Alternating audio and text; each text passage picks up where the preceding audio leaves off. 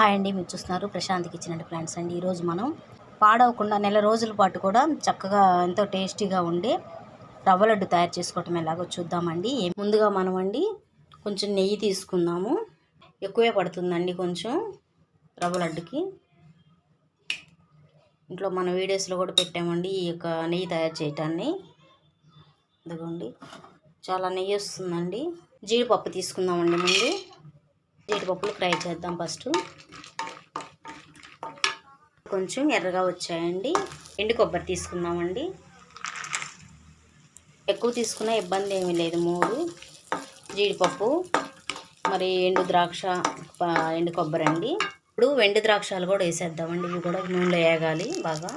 నెయ్యిలో వేగితేనే బాగుంటాయండి. అందుకని ఎండు ద్రాక్షాలు 3 కూడా కలిపేద్దాం ఒకేసారి. ఇప్పుడు ఈ ఎండు ద్రాక్షాలన్నీ కూడా కొన్ని ఉబ్బుకొస్తాయండి. ఇలాగా ఈ ఉబ్బుకొచ్చినప్పుడు ఇక మొత్తం వేగిపోయినాయి నెయ్యిలోన తీసేద్దామండి. ఇవి తీసి ఒక పక్కన పెట్టేద్దాం ఒక ప్లేట్లో. ఇప్పుడు మళ్ళీ కొంచెం నెయ్యి తీసుకొని మన రవ్వ వేసేద్దామండి. కేజీ తీసుకున్నానండి బొంబాయి రవ్వ అయితే నేను. కేజీకి 1/2 కేజీ పంచదార. బాగా వేగాలండి, హడావుడిగా ఏం చేయొద్దు. బాగా వేగాలి, గోధుమ కలర్లోకి రావాలన్నమాట, గోల్డ్ కలర్లోకి. అప్పుడే బాగా వస్తుంది అనమాట, టేస్ట్ బాగుంటుంది అన్నమాట. ఇది నాన్ స్టిక్ తీసుకున్నావు కదా, కొంచెం లేట్ అవుతుంది. కింతేనండి, గోల్డ్ కలర్లోకి వచ్చేసింది. దీంట్లోకి ఇప్పుడు మనం కేజీ బొంబాయి రవ్వ అండి. కేజీకి 1/2 కేజీ తీసుకున్నాము. దీంతో 3 తీసుకున్నాను నేను బొంబాయి రవ్వ. 1.5 తీసుకున్నామండి పంచదార. 1.5 తీసుకుంటున్నాను. ఈ గ్లాసుతో సరిపోతుంది, ఈ లోటాతోటి. రవ్వ ఆపేద్దాం. ఇక దానిలో ఉన్న తడి ఏదైనా ఉంటే కూడా పోతుందన్నమాట. మనకి తడి తగలకూడదు అన్నమాట. దానివల్ల నేను పంచదార కూడా ఇలాగే చేస్తాను ఫస్ట్ నుంచి కూడా.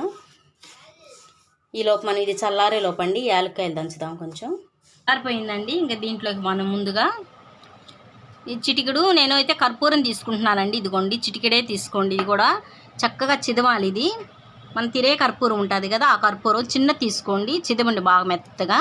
ఇలా గడ్డగా పడిపోతే చేదు వస్తుంది అన్నమాట. ఇది వేద్దాం ఇలాగా. ఇప్పుడు యాలక్కాయల పౌడర్ అండి, ఇది ఇలాచీ పౌడరు వేసేద్దాం. ఇప్పుడు మనం తీసుకున్నాం కదా జీడిపప్పు, ఎండు ద్రాక్ష, ఎండు కొబ్బరి, ఇవన్నీ కూడా వేసేద్దాము. బాగా మిక్స్ చేసుకుందాము.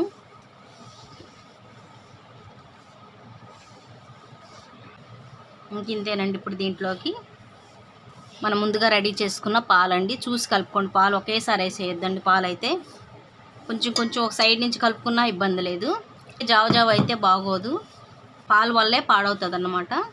కాబట్టి కొంచెం పొడి పొడిగా వచ్చేటట్టుగా తీసుకుందామండి పాలు. ఎందుకండి ఇంక ఇలాగా లడ్డు కలపటమేనండి. ఇలాగా ఒక గిన్నెలో పెట్టేద్దాం. మనం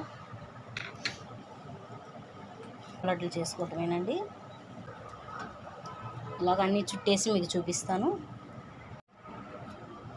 ఈ రవ్వ లడ్డు అండి సుమారు మన 20 రోజుల పైనే ఉంటాయండి. స్టాక్ అయితే నిల్వ ఉంటాయండి. డైలీ కొంచెం దీనికి గాలి వచ్చేటట్టు చూసుకోండి ఈ బౌల్కి. ఎందుకంటే కంప్లీట్గా మూత వేసేసారంటే మాత్రం బూజు పట్టేసిద్ది అనమాట. గాలి ఆడేటట్టుగా తీసారంటే లాస్ట్ రవ్వ లడ్డు వరకు కూడా చక్కగా ఫ్రెష్గా ఉంటుందన్నమాట. టేస్ట్ కూడా చాలా బాగుంటుందండి. ఈ స్టైల్లోనే చక్కగా ఇదే కొలతలతో ఇంట్లోనే రవ్వ లడ్డు తయారు చేయడానికి తప్పకుండా ట్రై చేయండి. కేజీకి 35 లడ్డూలు వస్తాయన్నమాట కేజీకి. మా యొక్క వీడియో కానీ మీకు నచ్చినట్టయితే తప్పకుండా లైక్ చేసి మీ ఫ్రెండ్స్ అందరూ కూడా షేర్ చేసి మా ఛానల్ తప్పకుండా సబ్స్క్రైబ్ చేసి చివరిగా బెల్ సింబల్ నొక్కండి. Thank you.